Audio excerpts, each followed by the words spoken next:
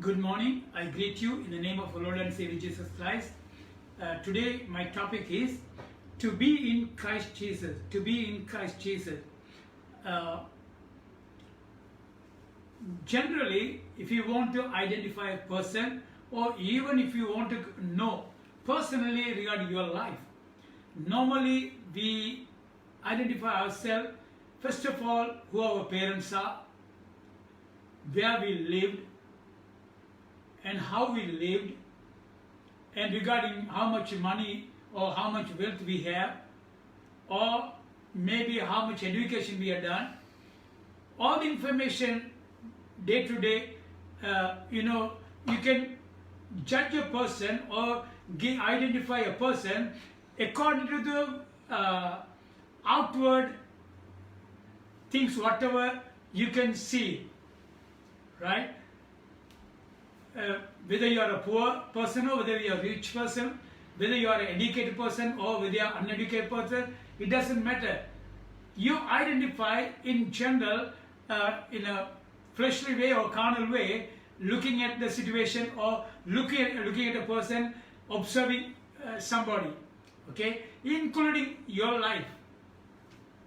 But to be in Christ Jesus, then you have to be born again. You have to become the child of God in order to be in Christ Jesus.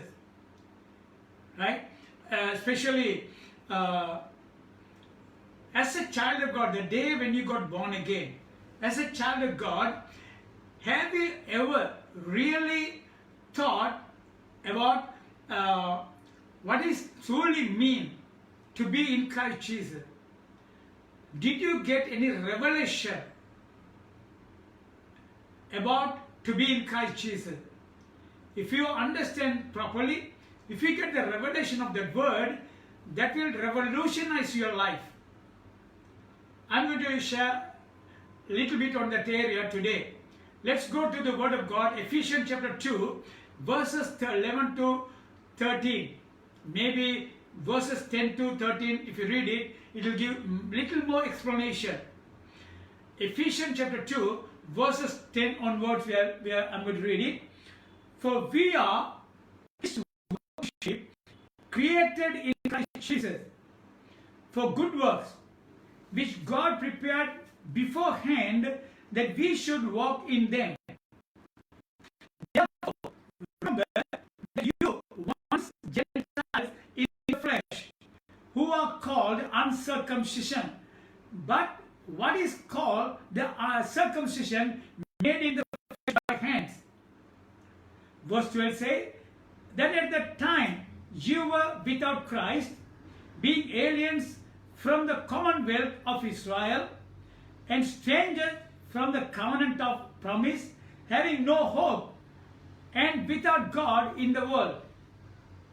Verse 13 says, but now in Christ Jesus, you who once were far off have been brought near by the blood of Jesus, blood of Christ. Okay, so what Apostle Paul is saying to Ephesian church, Ephesians are Gentiles, and the Jews, those who are circumcised by the hand, they always call Gentiles uncircumcision, which means they always brag about their life that they are chosen people by God, the others are not. They always thought they are special people, wise people, high class people. They regarded all the Gentiles like trash. They don't take notice of them. When they think about really Gentiles, they always look low on them. But Apostle Paul is saying, we all, look at this, once when you receive Christ as your personal Savior and your Lord, whether you are a born again, whether you are a Jew or Gentile, it doesn't matter. The moment you get born again, when you become the child of God, verse 10 says, for we are His workmanship. We are His workmanship, created in Christ Jesus. right? What God is saying here, for we are created by Christ Jesus for good works, not for the bad work. If anybody is created in Christ Jesus, they are different people, not like unsaved people, not like the sinners. Okay, what he's saying is, which God prepared beforehand that we should walk in them. In other words, those who are in Christ Jesus, those who receive Christ Jesus as the personal Savior and their Lord, if you are in Christ Jesus, that you are created for good work, which means God is expecting you to live day by day. You have to walk in them. And then he explains a little further. Therefore, remember that you once Gentiles in the flesh. He's saying, remember, you were Gentiles in the flesh, who are called uncircumcision by what is called the circumcision made in the flesh by hands. Which means the Jews call you people are uncircumcision people, uncircumcised people, right? And then verse 12 says that at the time you were without Christ, when you were Gentile, before you became a Christian, before you become the child of God, before you got born again, right? You did not have Christ in you. Christ means the anointed one and his anointing. Anointed one and his anointing. You were without Christ, being aliens from the commonwealth of Israel, in which means the people of Israel, the Jews, they received promise from God, all the blessings of God, but you are aliens. You are not supposed to be partakers of that commonwealth of all the blessings of God upon your life, because you are a Gentile, right? And then he said, but now, verse 12 says that at the time you were without Christ, being aliens from the commonwealth of Israel and strangers from the covenant of promise, having no hope. Those who are not received Christ as their personal Savior, even today, they don't have any hope. They may be having money, they may be having wealth, they may be having everything, whatever they needed on this earth. But after the death, where are they going to end up? What is their hope? But as a child of God, the moment we receive Christ as a personal Savior and the Lord, we have a hope. Not only to live on this earth, also the ages to come. After death, we have a hope that we are going to spend our eternity with God. But the people, those who are unbelievers, the sinners, they don't have that hope. Sometimes ceremonially they believe according to their religious activities, almsgiving, so forth and so, but that is not going to help them. Because actually Jesus Christ is the only person who came to this world as a righteous person and died for your sin and my sin. If anybody die without Christ, they will go to hell. They don't have any hope for their life. And then he says, but now in Christ Jesus, you who once were far off have been brought near by the blood of Christ. Right? In other words, what Apostle Paul is saying is, the blood of Jesus Christ brought you near to God, near to one another. The blood of Jesus Christ. And if you go to Colossians chapter 1 verse 14,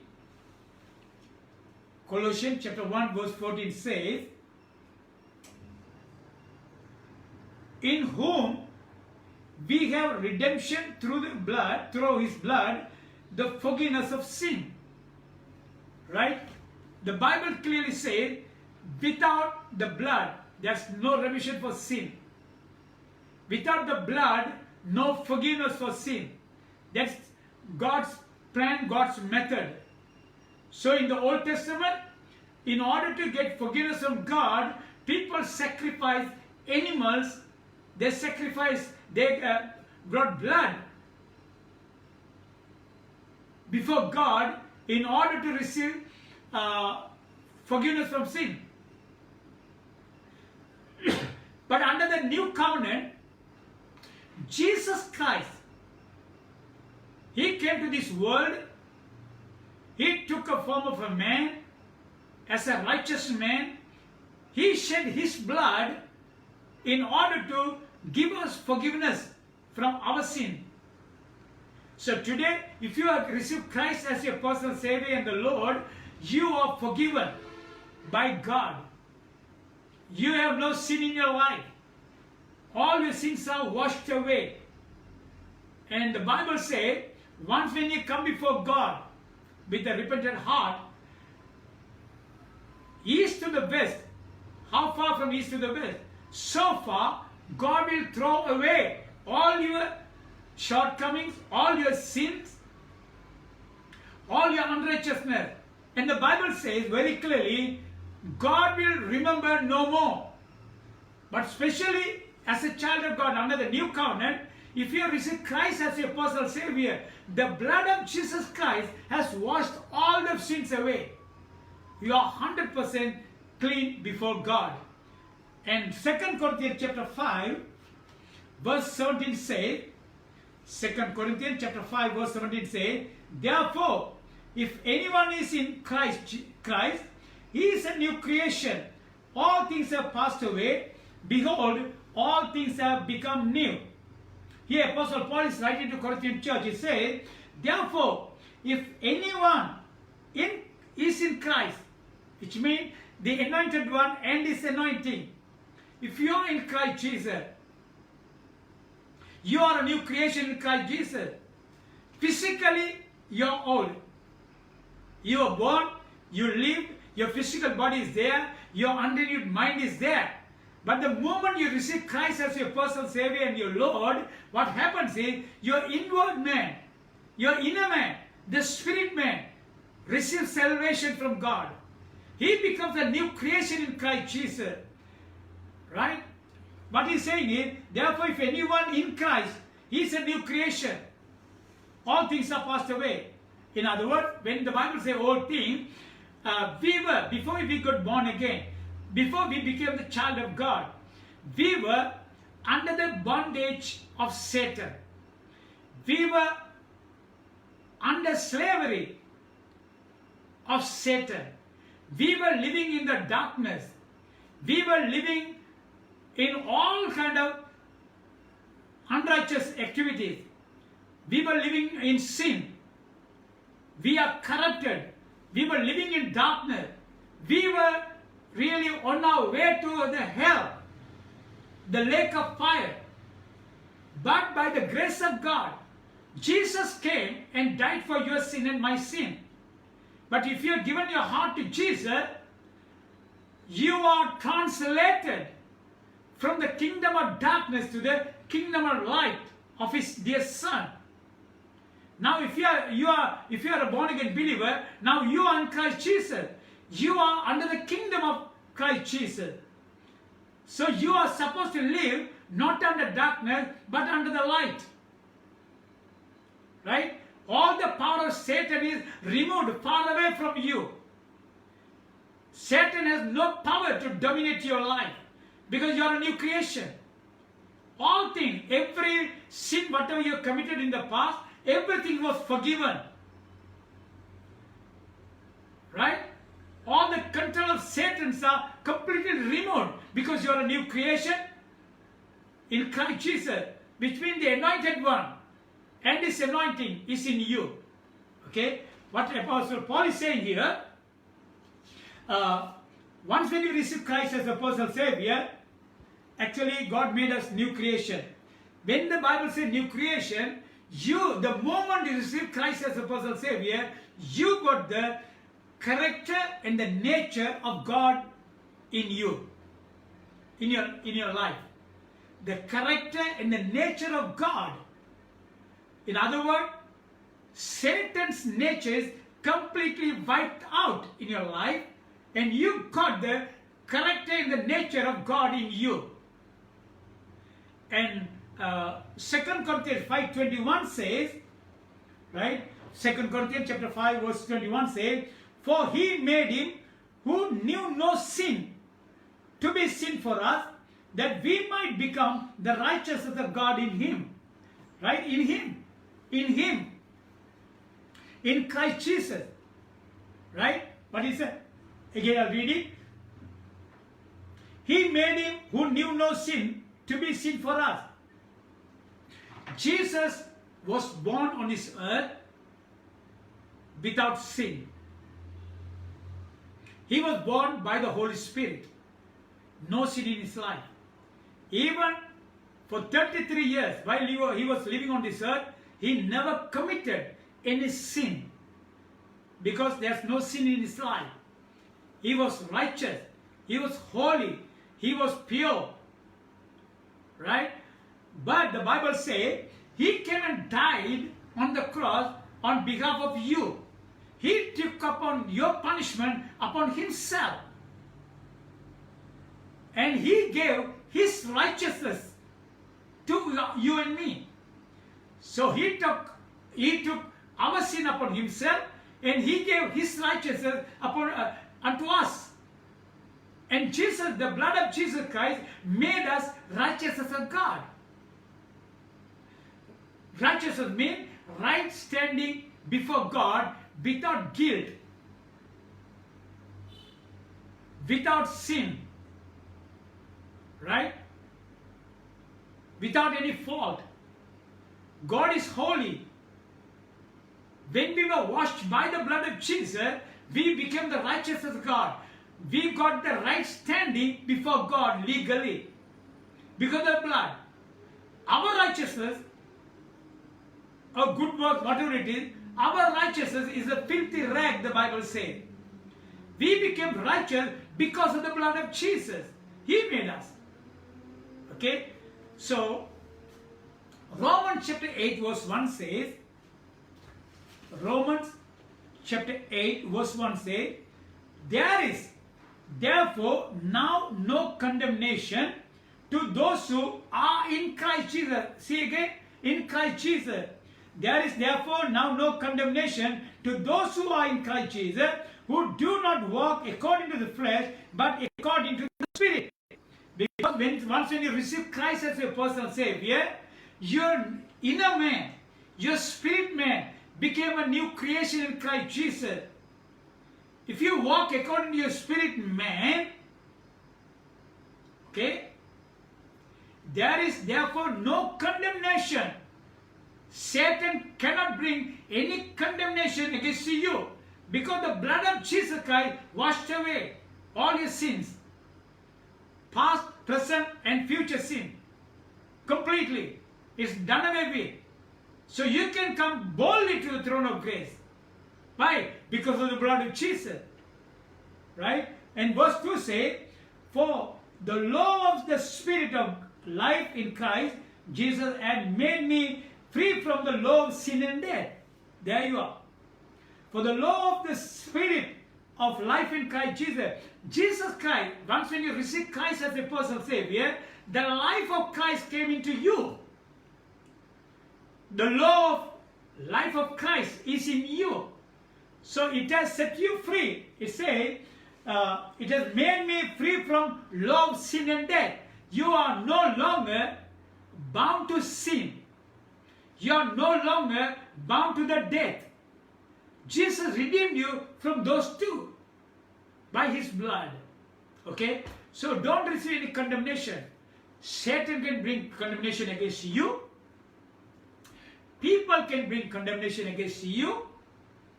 I'll tell you, if you read continually Romans chapter 8, its Bible clearly says God will never condemn you. Why? Because he is the one who predestinated you before the foundation of the world. Okay? God predestined you before the foundation of the world. He called you. He redeemed you. He made you righteous. And Bible say he glorified you. Therefore, the Bible say, if God is for us, who can be against us? No devil, no demon, no any man or a woman. Because God is on your side. Therefore, don't receive any condemnation from Satan or any evil spirit, even including any man or a woman. You are a child of the Most High God. You are cleansed by the blood of Jesus. You are the child of God. Okay? You are a saint. Look at this. Acts chapter 17 verse 21 says, Acts chapter 17 verse 28. Acts chapter 17 verse 28 says, For in him we live and move and have our being, as also some of your own poets have said, for we are also his offspring. Okay? What he's saying is, in him we live and move and have our being. In other words, what Apostle Paul is saying, actually, in this place, Apostle Paul went to a city called Athens.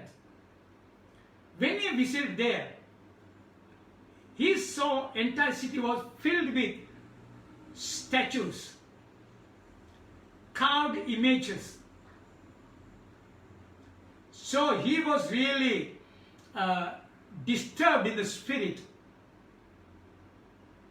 Then he observed everything. He was waiting opportunity. These people, they have fear of God in their life, but not the God, the Creator.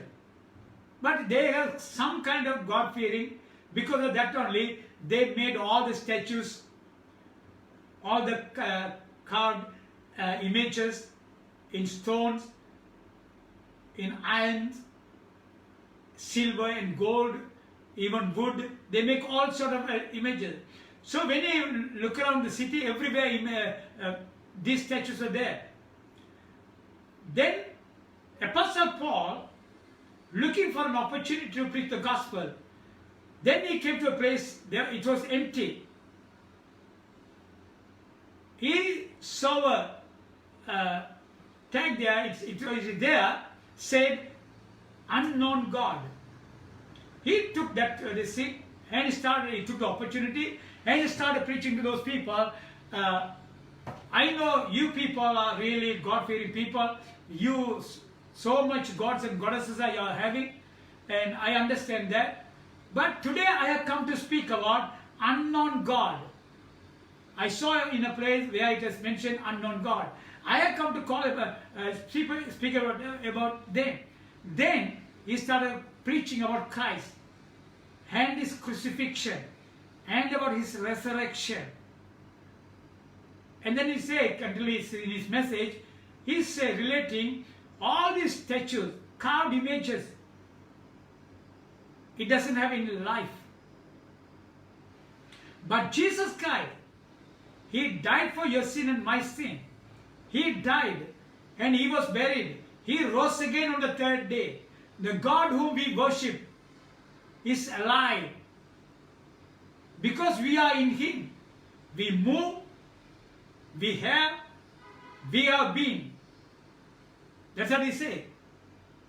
The statues, even though they have eyes, they can't see.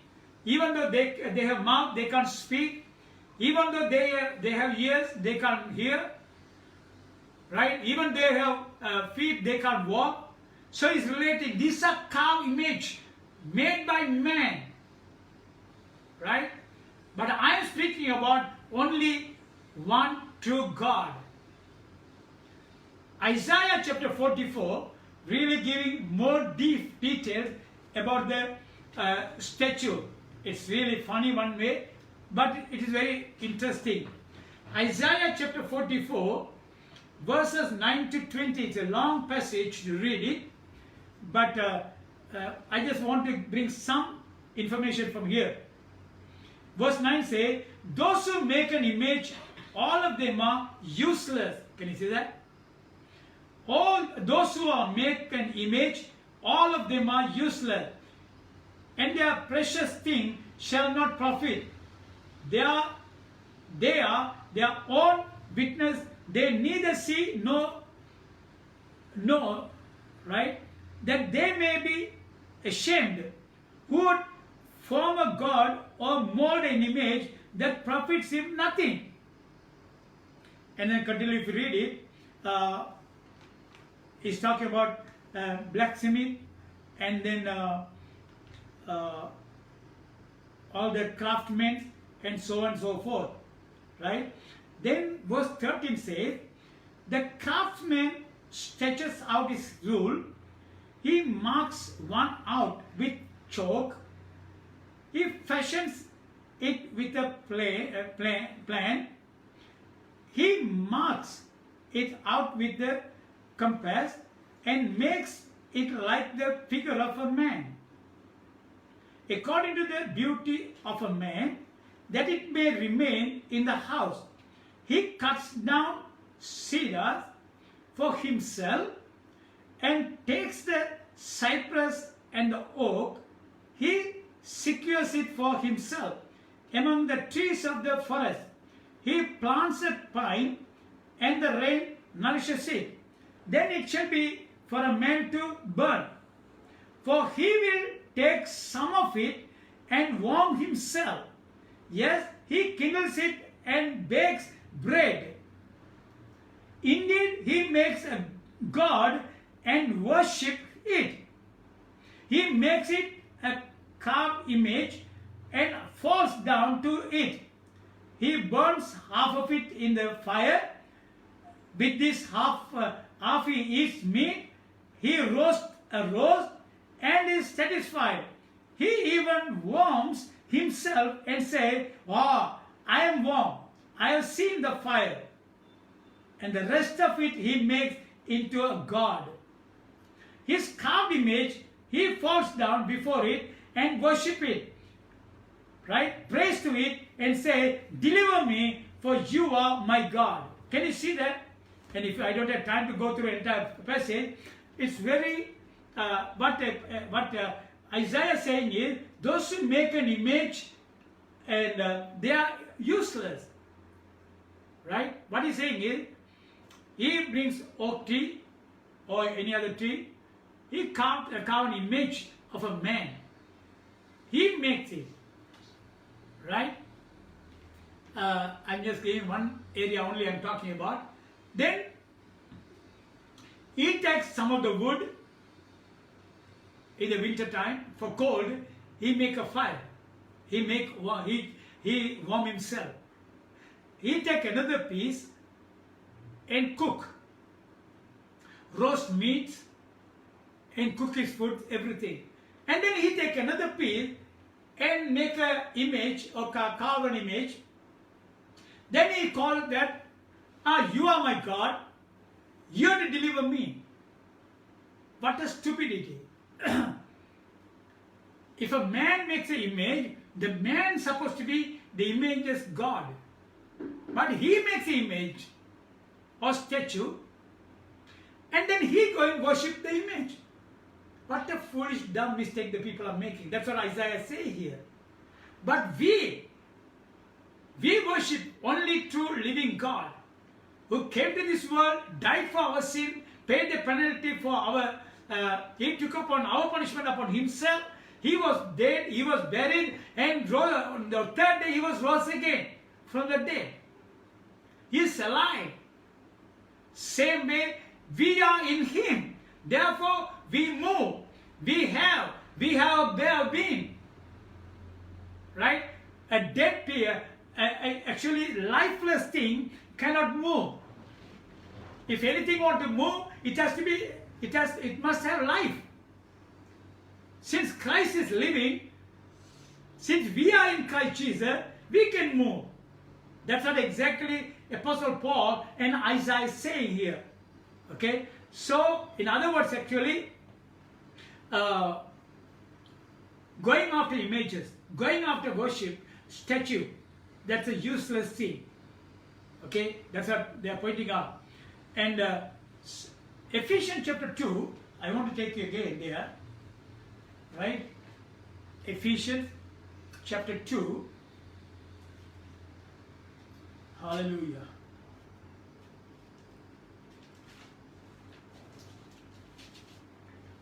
It's just me.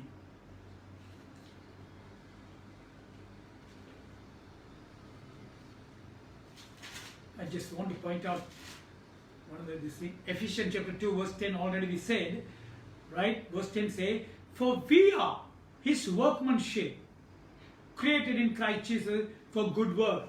If we are created by God, right? We are his workmanship. If God has worked in our life, if we are God's workmanship, God will never create anything useless.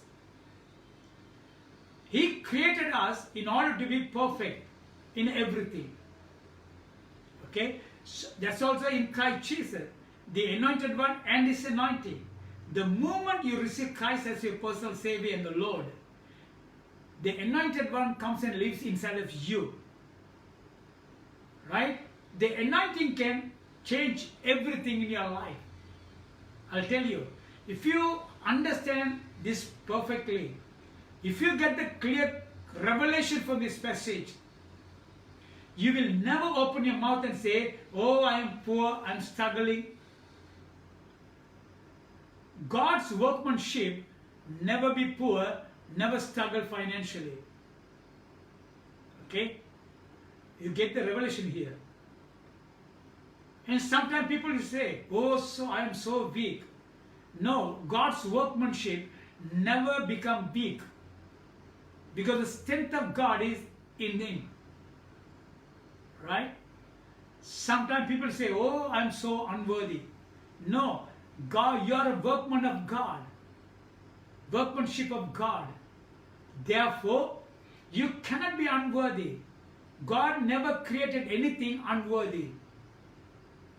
Especially, you were created according to his image and according to his likeness. Right? You got the character and the nature of God for good works. So change your vocabulary. See the revelation, what the Bible says about you, and change your life according to the Word of God.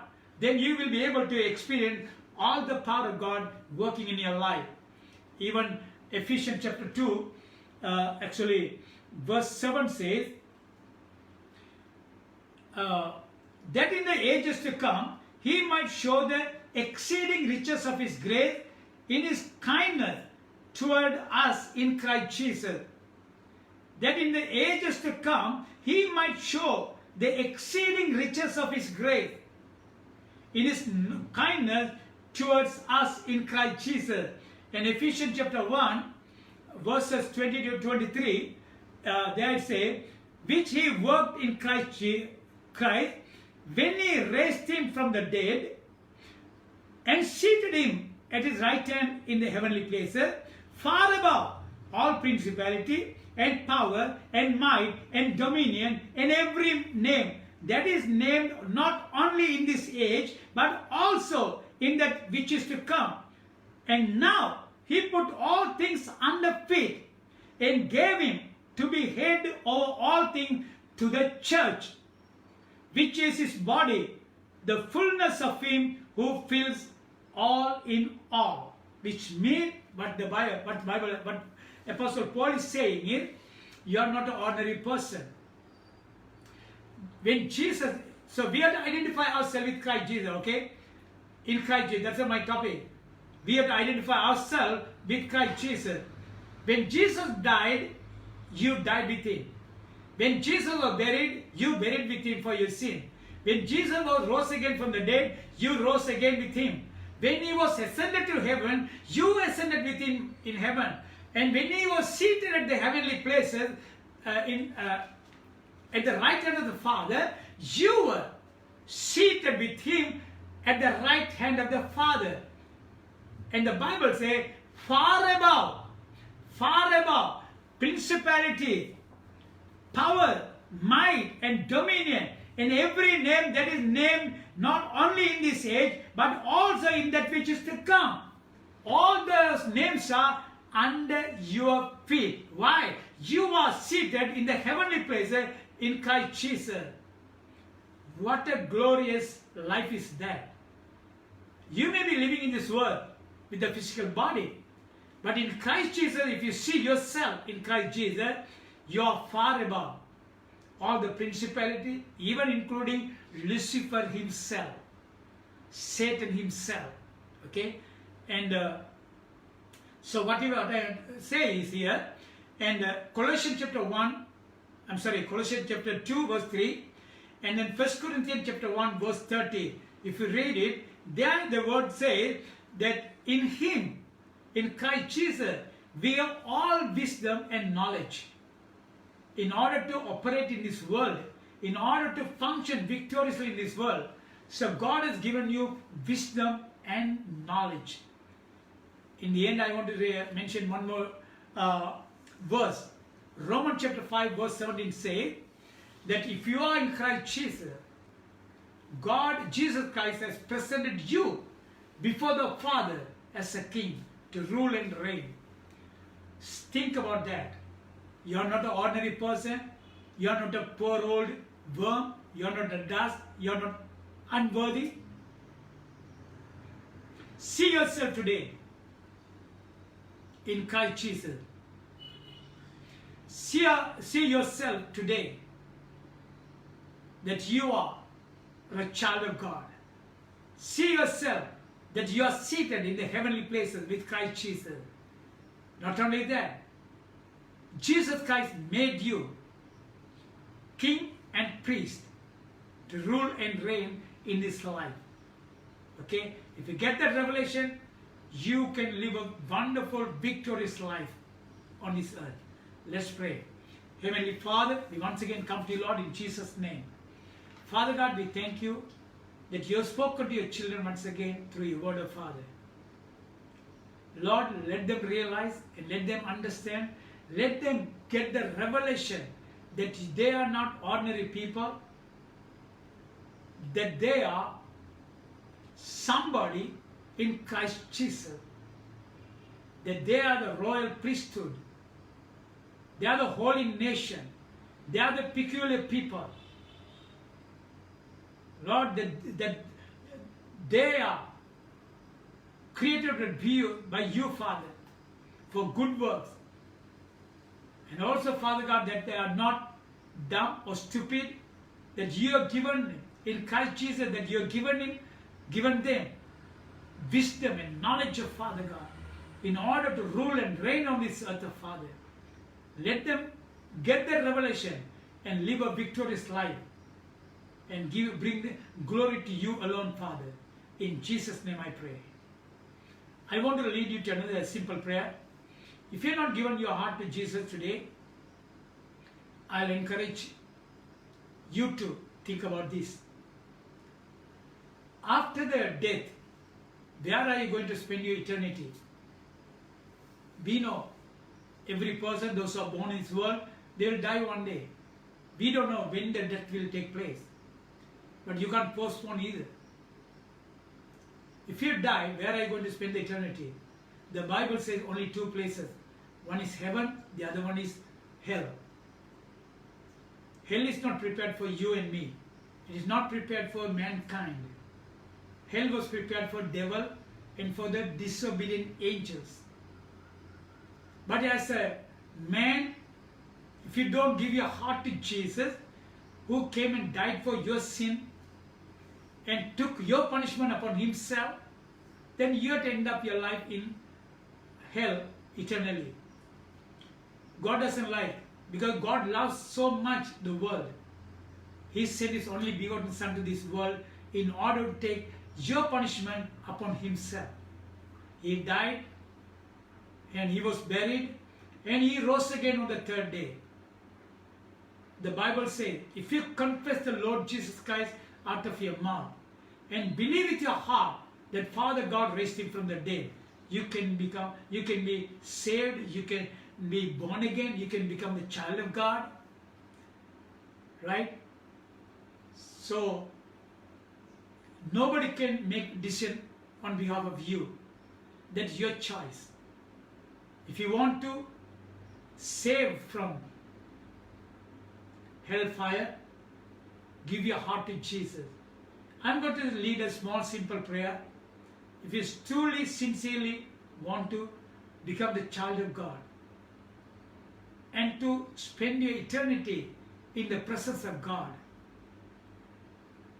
repeat this prayer after me. Heavenly Father, I come to you in Jesus' name. Your word says, whoever come to you, you will no wise cast them out. I believe you love me. Therefore, you sent your Son to die for me on the cross. I believe Jesus Christ died for my sin, and he was buried. On the third day, I believe Father God raised him from the dead. Today, I confess Jesus Christ as Lord over my life and Savior of my life. And I believe with my whole heart that Father God raised him from the dead. According to your word, now I am born again. I am the child of the Most High God. Thank you, Father, for answering my prayer. Amen. If you prayed that prayer sincerely, by faith, from now on, you are a child of God. In order to grow up spiritually, I'll encourage you to find a good spiritual church where they will teach the Word of God, and also where they will worship God in the Spirit and truth. Don't go and worship anywhere where they have idols or statues. Those are actually abomination before the sight of God. Find a spiritual, because Bible says God is a spirit. Those who come to worship God, they have to worship God in the spirit and truth. So find a church, a good spiritual church. If you can't find one, we have given our below telephone number. Please talk to us or keep in touch with us. We'll be able to help you. Don't forget, next week at the same time, you can listen to another message. May God bless you.